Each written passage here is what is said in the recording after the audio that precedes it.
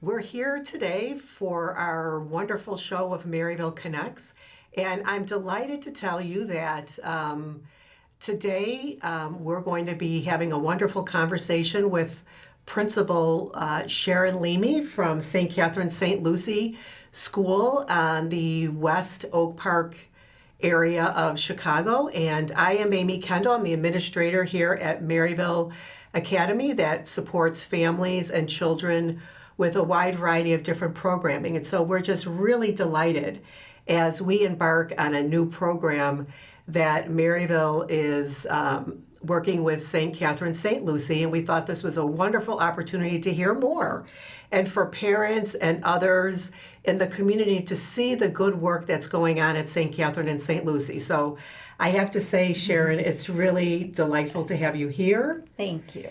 And we just really want to hear about the work that's being done. But to begin with, let's start with you. I know when you and I met, you described your path to St. Catherine St. Lucie as maybe not a typical one. Not a typical one, not very straight either. And, now you're the principal. Yeah. So tell us a little bit about your background and how long have you been a principal? I actually graduated college with a business degree, and I worked in the corporate world for many years.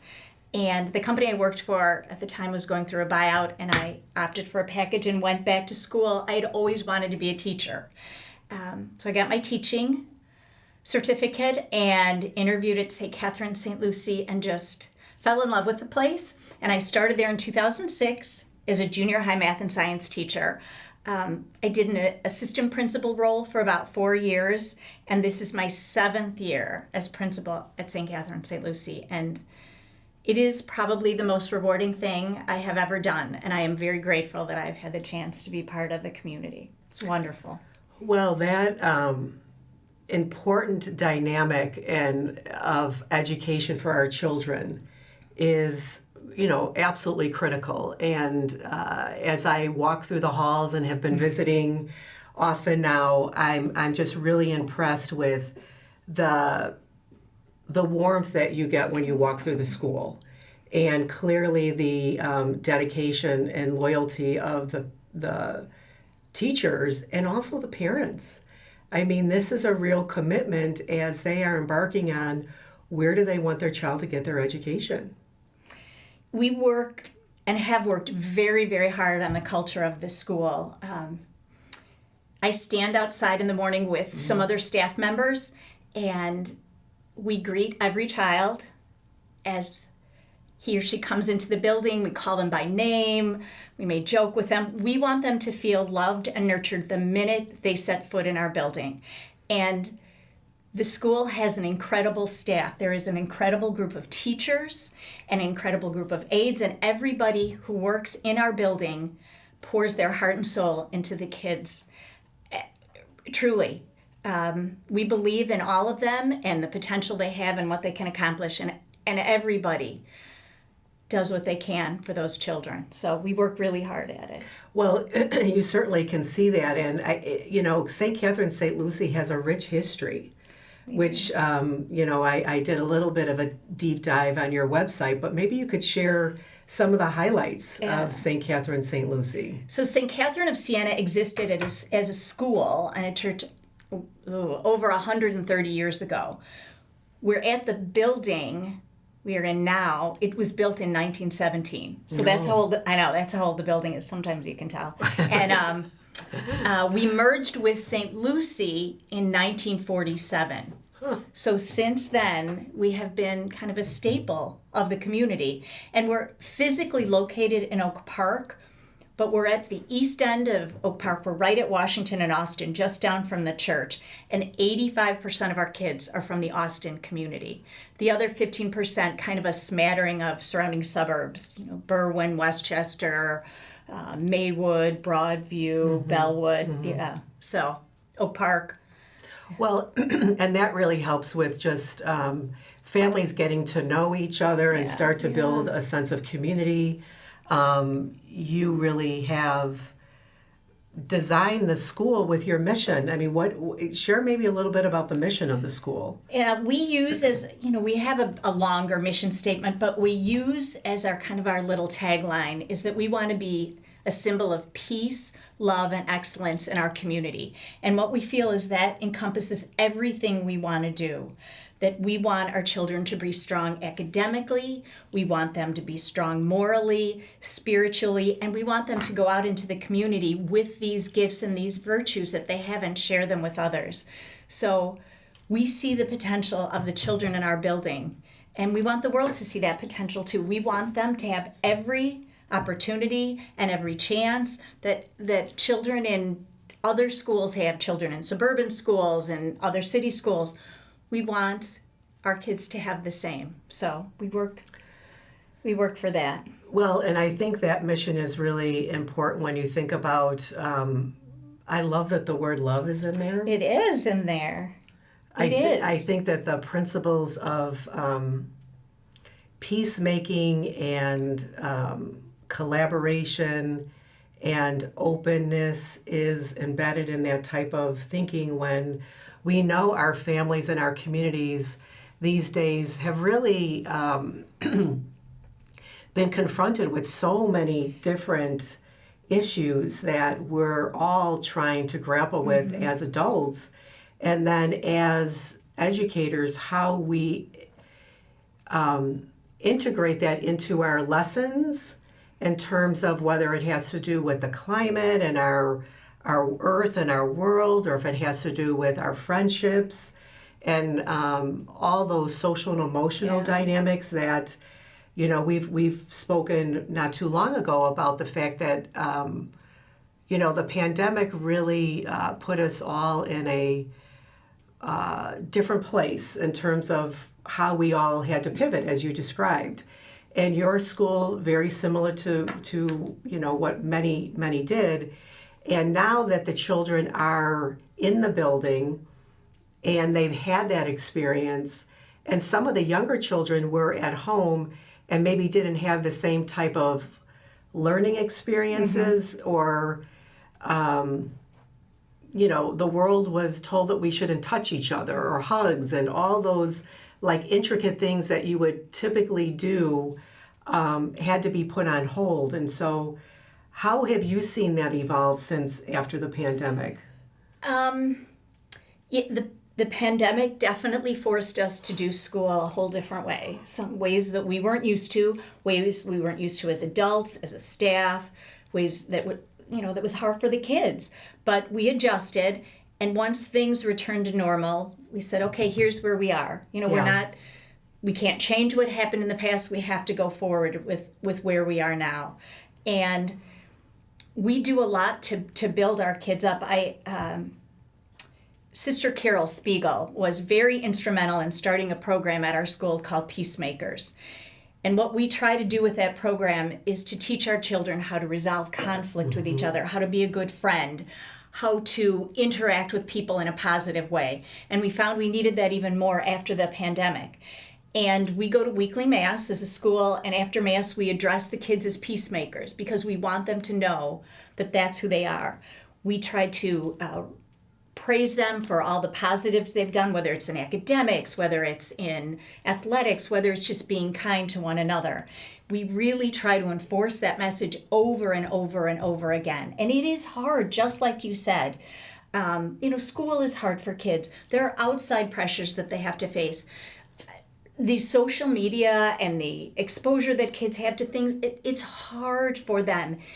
I didn't have to face that when I was young, all that social media pressure, and it's things that we deal with as a school. And we're not free of problems, we have them, but we believe in each other, and we believe in our parent community, and we believe in our kids that we can work through these things together and help them. And we are very blessed. We have many of our students who come back after high school.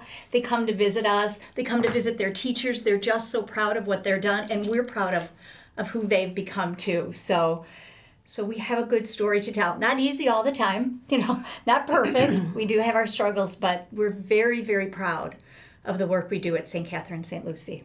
Well, and I think that's a real testament that they really felt like that was home. Yeah, that was home away from home. And we know that, the research is extremely clear that when kids are ready to learn, that means that they feel safe, they feel secure, they feel accepted.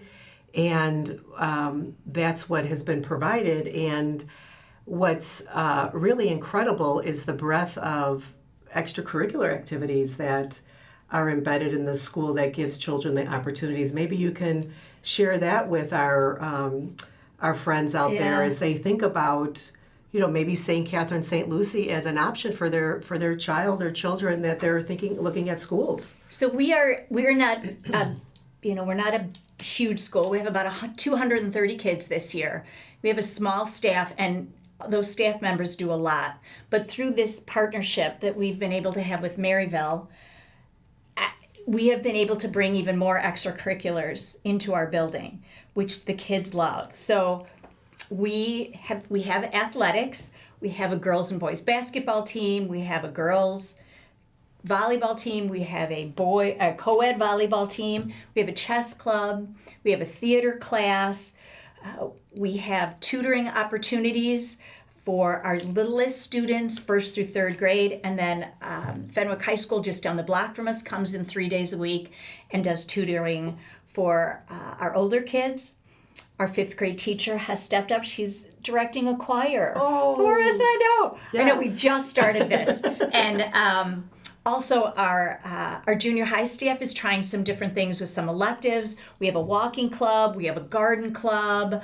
We have a fitness club. They're doing some bridge building. So we have recognized that all of those pieces make up a school. The academics is surely important, but we do try to have the kids feel like a family so that all these extra things are part of their identity as a St. Catherine, St. Lucie Wildcat. So we really try to have a lot of things for them to do, things that they can say, I'm part of St. Catherine, St. Lucie, and here's what we're doing. We've been blessed. We participate in the Black History Bowl every year at Leo High School. We won first and second place this year. We've been chasing that for 7 years. So I know we're participating in the Fenwick Math competition next week. So we keep our kids busy. Well, and I think that really, lays the foundation once they are getting to high school. Now they sort of see, maybe some of the things that they like and that they don't like, and it gives them, you're really giving them some choices, which is really beautiful for parents because, I even know, for myself as a parent, when my kids were growing up, that you didn't think your child might be interested, but then when the school introduced something, it had a different flair to it. And I was pleasantly surprised at some of the things that they really jumped into that I would not have thought about. And that was really based on the school having those offerings. As I said, because of this partnership, we've been very lucky to do some extra things, and we are very, very grateful for it. I mean, just the exposure, like the exposure to chess. We have 3rd graders coming to chess club. It's great, isn't it? Absolutely. 4th graders, 3rd graders, it's great.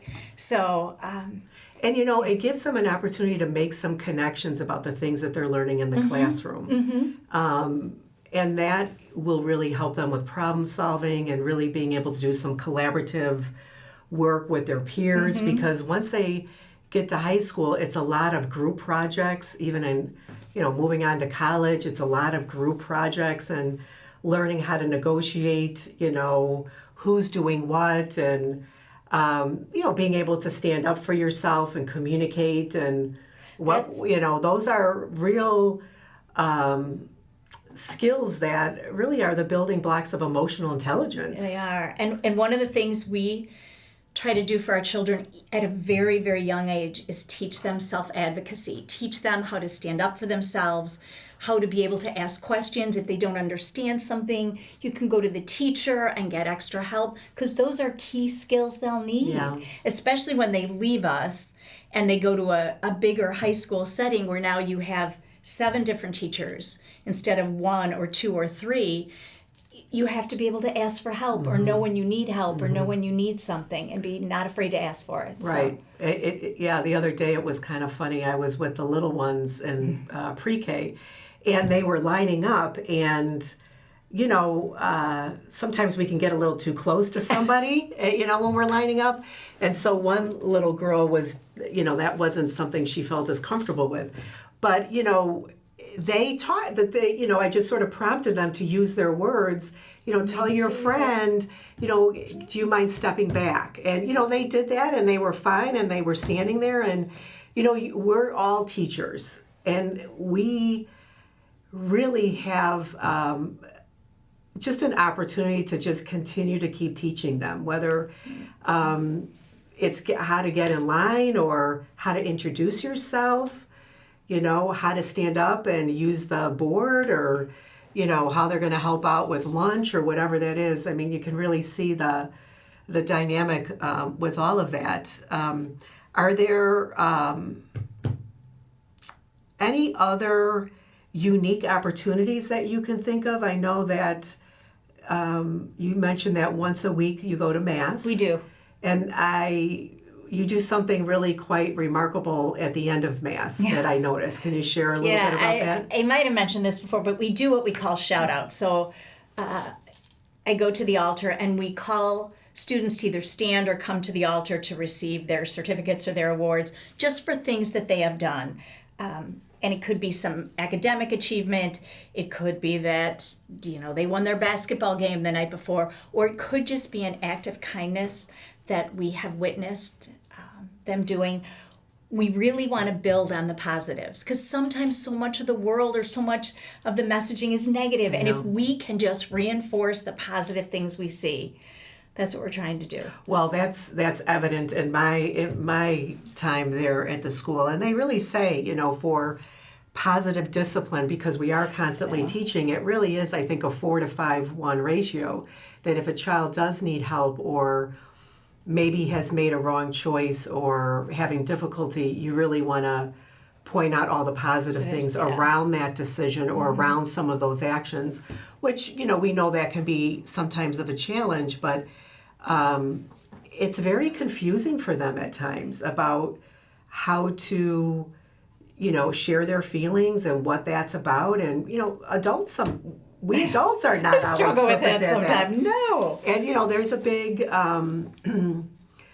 there's a real push in terms of helping our children be able to do that in terms of acts of kindness and thinking about the other.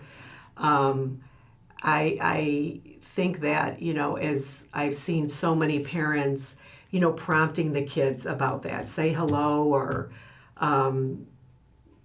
giving them guidance, which is really important. So that way they feel like, my mom and dad are paying attention. We're trying to get out the door. We want to make sure we have a good meal on the table. All those things that, as a family, it's complicated. It is hard, and we have busy parents. We have an we have an extended day program. We open at 7 in the morning, and then we staff the building until 6 at night. And we do have some students who get there as early as 7, and we do have some students who are there till 6 at night.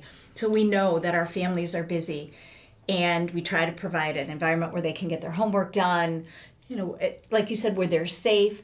But I am going to say we have a really wonderful parent community.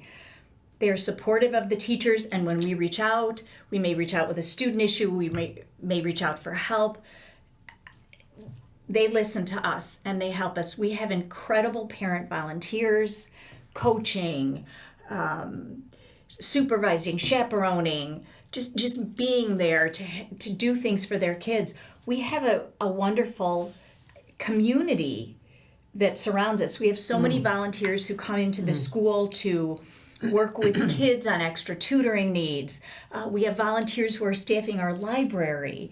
We have volunteers who work with kids on math. It's beautiful what happens inside our building, just everyone working together. And you know what? I am grateful for this interview because it gives you a chance to kind of look back and say, there is a lot of good that's happening there. There's a lot of wonderful things at the school. So thank you. Well, and I am a witness to